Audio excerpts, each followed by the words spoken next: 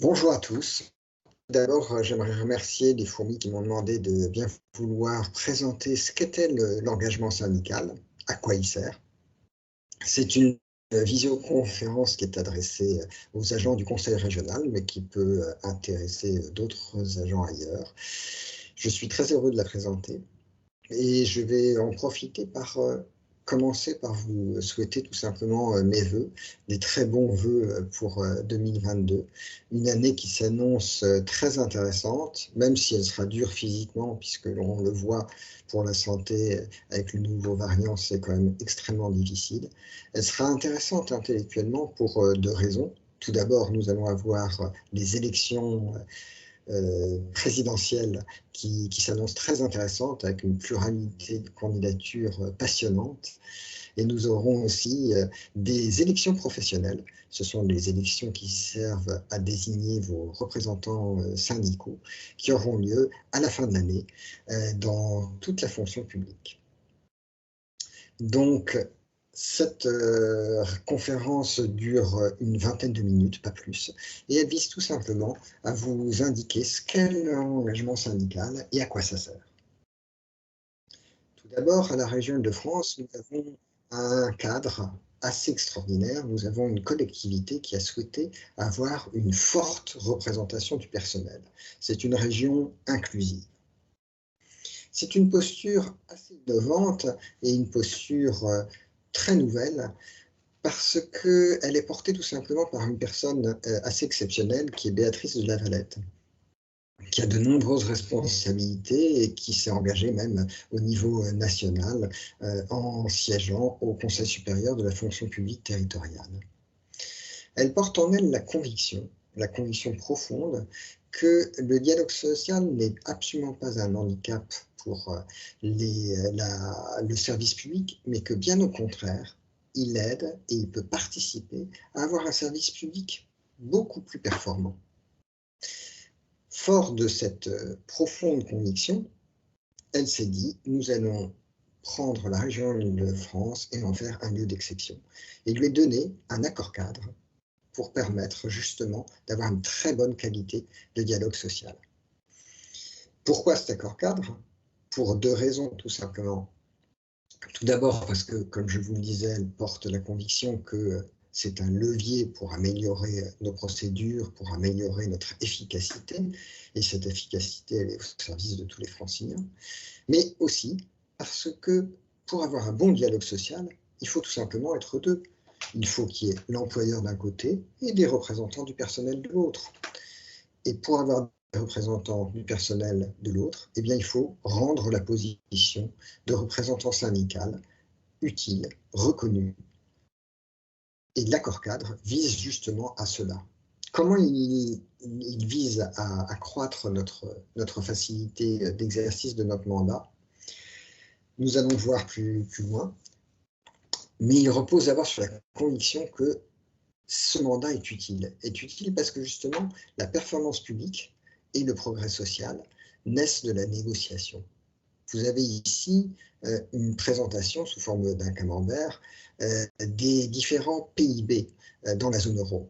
Et vous voyez que la France, l'Allemagne sont les deux principaux pays d'Europe qui ont le PIB le plus élevé. Eh bien, ce sont aussi les deux pays qui ont un taux de couverture de conventions extrêmement élevé. Les conventions, c'est tout simplement des accords qu'il y a entre l'employeur ou l'État et les organisations syndicales.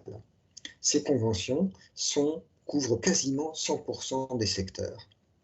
Deux approches très très différentes, puisqu'on a en Allemagne plutôt une définition des conventions et du salaire minimum qui se font par convention collective, alors qu'en France, on a un système un peu hybride, on a le SMIC d'un côté, et puis les grilles salariales négociées dans des conventions collectives. Néanmoins, ce qui caractérise vraiment ça, c'est que ces deux pays très avancés ont un taux de négociation extrêmement élevé. Pour nous, ça peut paraître évident, mais lorsqu'on regarde à l'échelle de la planète, quand nous avons des pays en voie de développement qui regardent ce qui se passe, ils se disent mais comment ces pays sont devenus aussi puissants? Et pourtant, ils donnent une très grande place au dialogue social et à la négociation. Nous qui débutons, on a beaucoup de mal à discuter avec nos employeurs. Eh bien, ils s'aperçoivent qu'en fait, le développement économique, la force d'une nation, elle est aussi de sa capacité à discuter. Parce qu'en discutant ensemble, eh bien, on peut justement accroître la pertinence de nos dispositifs mis en place. L'OIT défend en fait depuis très longtemps justement la négociation. Et une des conventions, c'est la convention numéro 98, porte comme principe que le travailleur doit être à l'aise pour pouvoir être représentant syndical et pouvoir se battre pour améliorer les conditions de travail. Et pour cela, il a une très belle définition que je vous ai mis ici dans la présentation. Et la déclinaison, c'est une convention qu'a signée la France. La déclinaison, elle se retrouve dans tous nos dispositifs juridiques, que ce soit la Constitution, mais évidemment tous nos différents textes, lois, règlements et conventions qui s'en inspirent. On a aussi le défenseur des droits que l'on peut saisir pour veiller justement au bon respect de ses droits et ses libertés. Alors, la région Île-de-France, comment a-t-elle fait? Eh bien, elle a mis en place un accord-cadre et une charte qui reposent sur 3 principes. Tout simplement, d'abord, changer un peu la vision du syndicalisme, qui n'est pas là pour bloquer, qui n'est pas là pour râler. Et ensuite, essayer de faciliter l'articulation entre l'engagement syndical, mais aussi l'activité professionnelle, et nous aider, nous, représentants syndicaux, à pouvoir mieux faire notre métier. Et enfin, reconnaître les compétences que nous avons. Il faut un savoir-faire, une compétence pour négocier. Et ça, c'est vraiment une conviction que porte la région de France et qu'elle nous invite à reconnaître au travers de cet accord-cadre. Comment ça se traduit? Eh bien, tout simplement, vous pouvez le voir par un superbe local syndical qui nous est donné, avec différents équipements, avec des facilités matérielles absolument extraordinaires. Nous avons aussi de l'autre côté,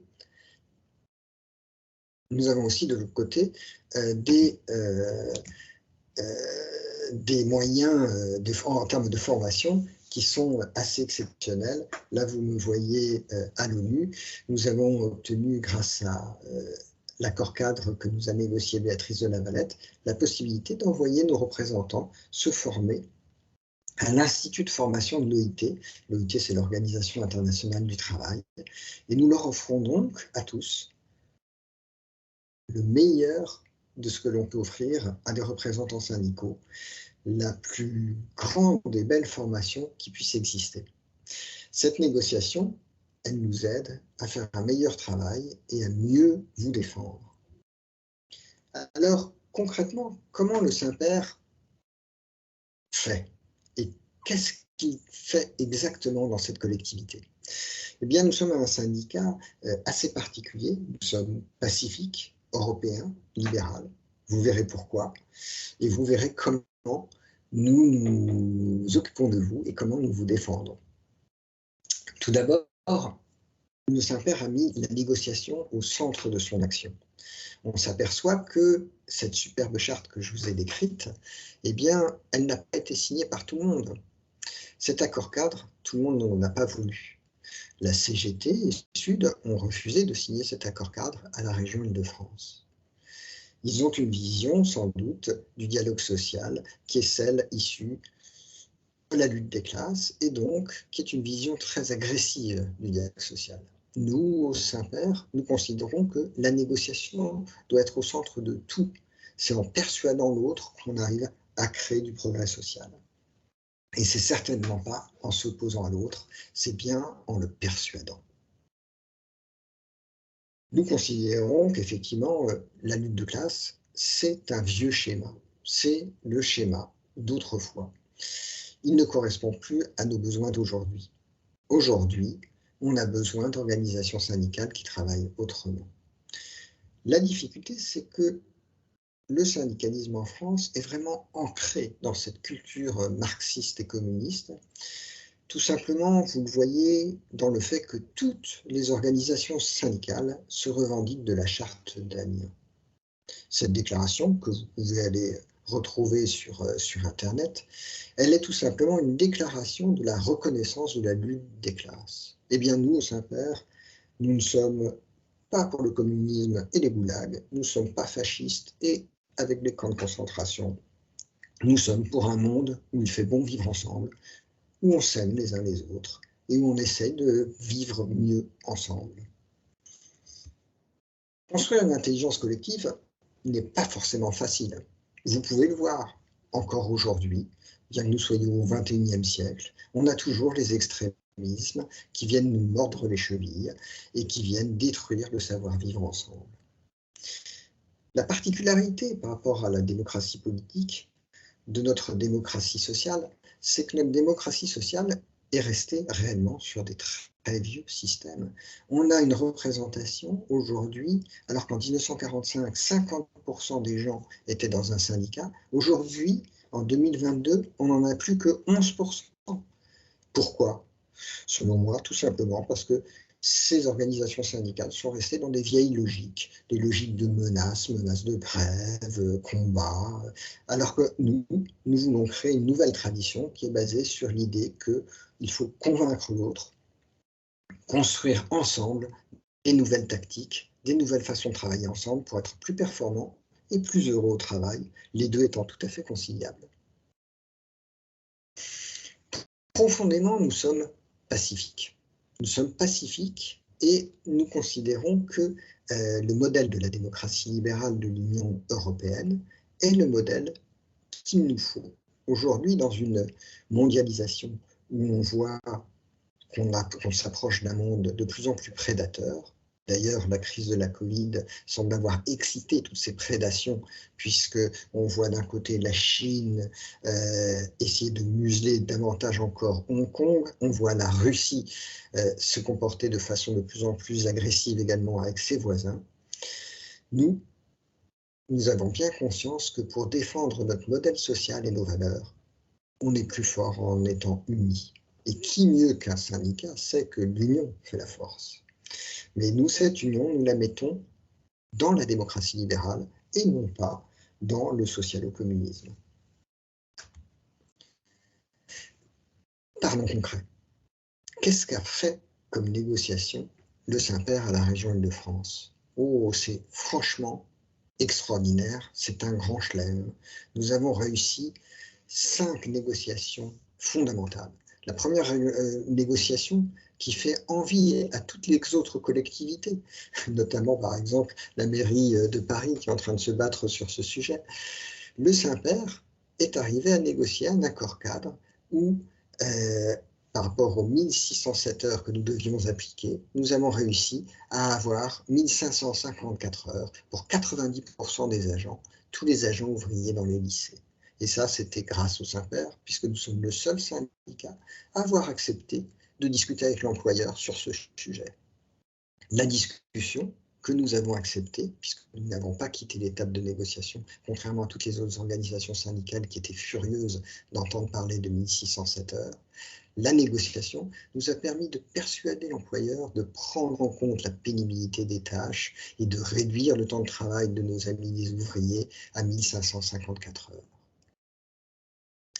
La deuxième négociation magistrale que nous avons faite, c'est celle sur le télétravail.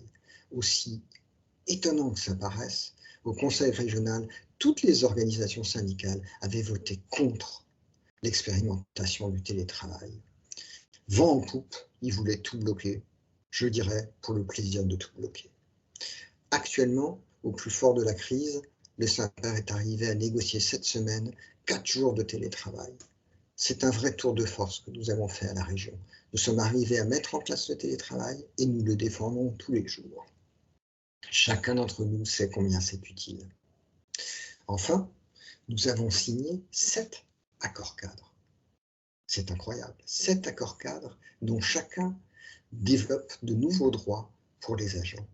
Ils sont trop nombreux pour que je vous les cite ici, et vous m'avez donné à peine 20 minutes pour vous présenter ce qu'était le syndicalisme du Saint-Père et pourquoi il était intéressant. Mais j'aimerais vous citer un droit qui me paraît vraiment touchant, c'est le droit que nous avons développé pour les agents RQTH, c'est-à-dire les agents qui souffrent d'un handicap.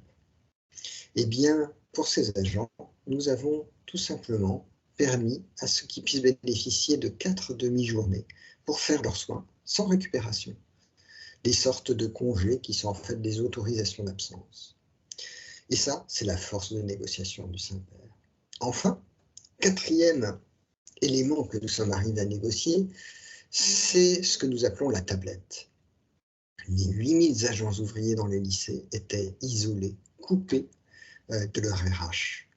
Un des moyens modernes au XXIe siècle de se relier au monde, c'est tout simplement l'électronique. Et nous avons demandé et obtenu de l'employeur que soient mises en place des tablettes pour que tous les agents puissent envoyer un mail à leur employeur, regarder les différents formulaires, connaître qui sont les agents qui s'occupent de la gestion de leur carrière et de leur paye. Et ce bien-être, nous avons pu le mettre en place et nous avons été les seuls à le mettre en place parce que de façon tout aussi buesque, nous avions toutes les autres organisations syndicales qui non seulement ont voté contre la tablette, mais nous ont reproché d'avoir soutenu ce progrès. Enfin, la dernière chose que nous sommes en train de négocier, c'est ce que nous appelons la prime au mérite et qui porte le nom un peu plus complexe de RIFSEPS. Nous avons obtenu sa mise en place pour tous les agents de catégorie C en 2022 et le Saint-Père en est assez fier. Nous comptons bien le négocier pour que la prime soit au maximum et pour qu'elle incorpore aussi le temps de présence au travail. Nous voulons réellement que ceux qui se donnent au maximum pour le travail puissent être récompensés à la hauteur de leurs efforts. Vous le voyez, ce syndicalisme, il est vraiment particulier, constructif, efficace, concret. Mais ce syndicalisme, c'est vous. Pour avoir un bon dialogue social, il faut avoir des bons représentants. Et nous, cette année, en 2022, nous allons composer des listes composées de vous. Et aussi, nous vous invitons à venir nous rejoindre pour construire cet avenir meilleur dont nous avons besoin. Construire un avenir meilleur sur nos valeurs qui sont profondément humanistes et attachées à la démocratie libérale. Venez nous aider parce qu'il y en a besoin. Il faut changer le paysage syndical. Si aujourd'hui nous avons simplement 11% des agents qui s'inscrivent dans des organisations syndicales, c'est qu'il y a une désaffection. Et cette désaffection ne doit pas justement vous faire tourner le dos aux organisations syndicales. Elle doit être pour vous l'occasion de vous investir et de vous dire oui, le Saint-Père a raison, il faut changer les choses, il faut pouvoir lutter différemment, il faut pouvoir avoir un syndicalisme crédible, intelligent, constructif. Je vous remercie pour votre attention. J'ai réussi à faire plus court que 20 minutes puisque ça fait 17 minutes et je vous souhaite une très très bonne journée. À bientôt.